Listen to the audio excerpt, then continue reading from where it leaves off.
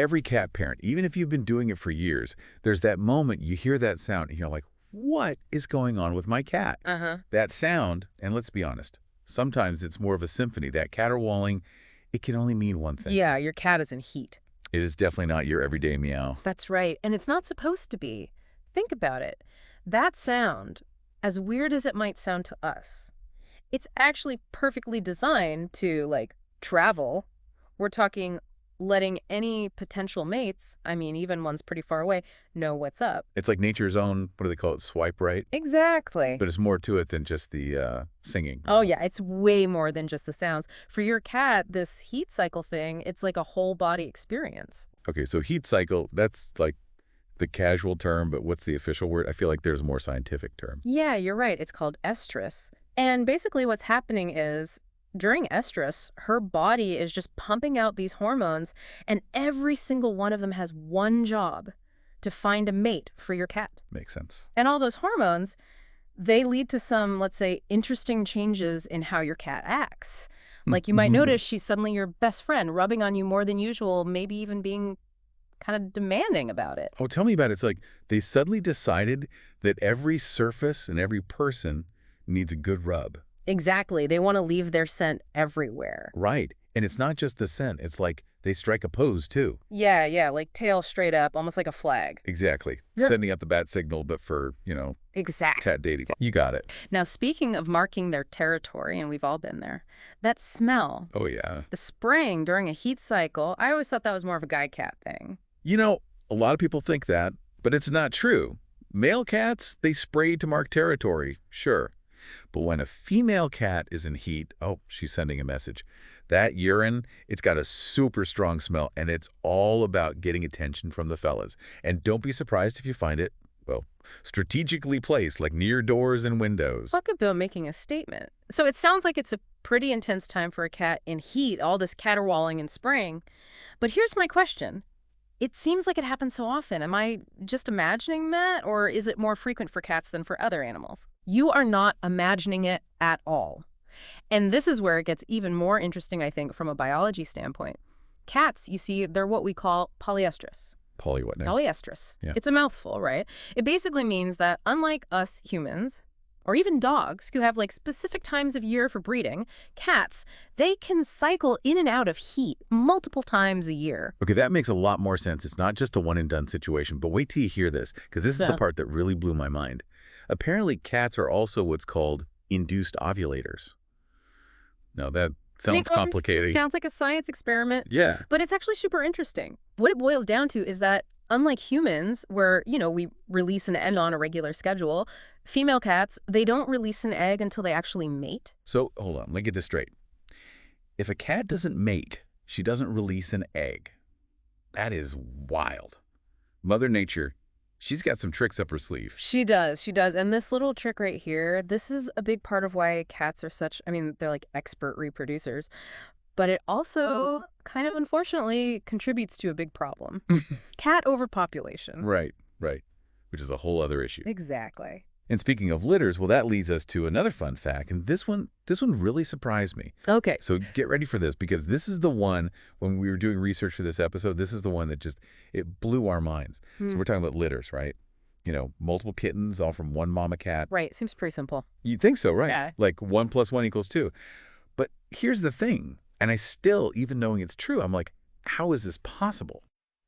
One litter of kittens can have multiple fathers. Yeah, you know how the saying goes, it's like mama's baby, papa's maybe. Well, in the cat world, it's more like definitely mama's babies.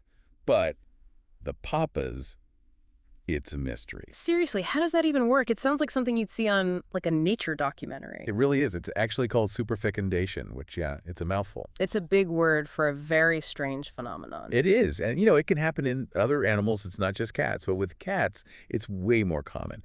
And it all comes back to that induced ovulation thing we were talking about.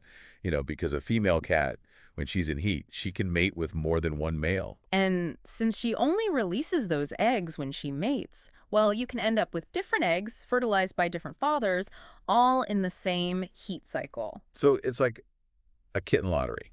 I mean, you see those litters, all those different looking kittens, and you just assume they're all from the same dad. But nope, maybe that little orange tabby over there snuggled up to the black and white one. They might have completely different dads. Exactly. And it just goes to show, you know, how different cat reproduction is. I mean, compared to us humans, it's just wild. It really is. But all this talk about kittens and multiple fathers, it does bring us to something really important that we need to discuss. Absolutely. Responsible cat ownership. 100%. And listen, we know you've heard it a million times, spay or neuter your cat. Right. But it's so crucial, especially when we're talking about heat cycles.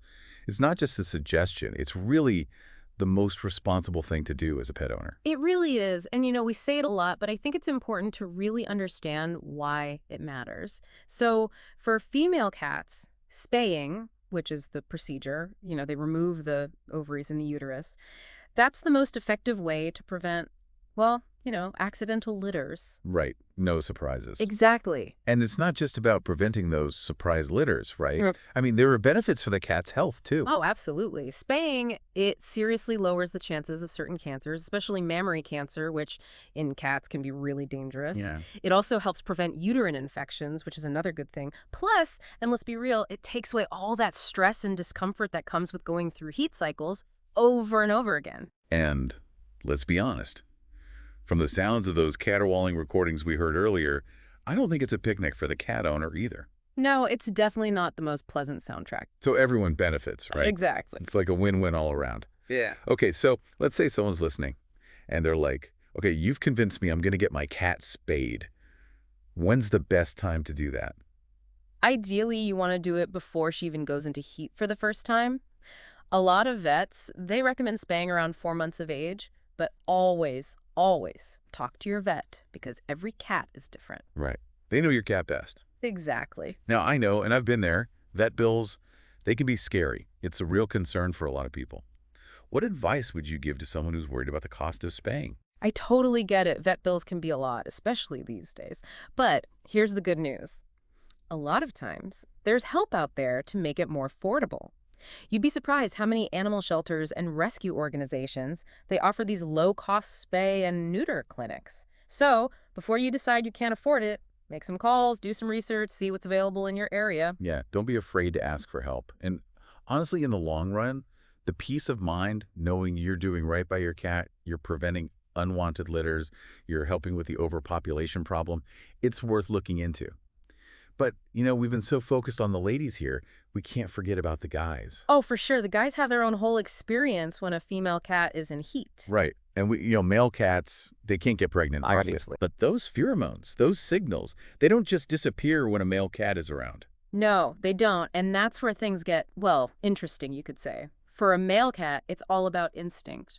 So we've got these male cats and all these pheromones and signals flying around, and their instinct is telling them to, well, I think you know where I'm going with this. Yeah, it's pretty primal, isn't it? It's like a primal scream, but in pheromone form. Exactly. And we're talking about a sense of smell that's, you can't even compare it to what we humans have. Male cats, they can pick up on those pheromones from, well, a long way away. Let's just say they know what's up. And once those pheromones hit, it's like their whole world narrows down to one thing: finding that female. Wow. So all that caterwauling, the spraying, it's not just about attracting a mate who happens to be nearby. It's like sending out a beacon to every single male cat within, a 10-mile radius? Something like that, yeah. And, we're not talking about a leisurely stroll around the block here. These guys mean business. They'll find a way. We hear stories about cats escaping from houses, getting into fights with other males, even risking, real danger just to find a female in heat. It's like an instinct gone wild. You could say that, and this is exactly why, even if you, as a cat owner, you only have male cats, spaying and neutering is still so important. Yeah, it's not just about the kittens, right? Right, it's about safety, it's about their behavior. Neutering those males, it can really cut down on those urges to roam, to fight, all that stuff. So it's not just about preventing litters. It's about having well, let's face it, a more peaceful home environment. Mm-hmm. And maybe saving you some vet bills from those cat fights, too. Exactly. Everybody wins. This has been, wow. Who knew we could talk about cat heat cycles for this long? Apparently, there's a lot to say. There is. But seriously, we've learned so much. It's been fascinating and a little bit weird at times, I'm not going to lie. It's nature, right? It's not always pretty. That's for sure. But hey, that's what we do here at the Deep Dive. We get into the The nitty-gritty. more you know, right? Exactly. And speaking of knowing more, we hope you, our listeners, have learned a thing or two about your feline friends today. It's amazing how these little creatures, we share our homes with them, we think we know them, and then bam, Mother Nature throws us a curveball. She's full of surprises. That she is. But the important thing is, understanding those instincts, knowing what's going on, it helps us be better cat parents. And you know what? At the end of the day, spaying or neutering, it's not just about our cats, it's about all cats. Absolutely. It's about being responsible pet owners. Exactly. It's good for their health, it helps with the overpopulation problem, and let's be real, it makes life a lot more peaceful for everyone involved. Plus, no more midnight caterwauling concerts. That's always a bonus. Right. So that's it for our deep dive into the world of feline heat cycles. We hope you enjoyed it, or at least learned something new. And most importantly, we hope you feel empowered to make those responsible choices for your cat and for all the cats out there. Well said. Until next time, keep those curious minds going, keep asking questions, and most importantly, keep being awesome cat parents.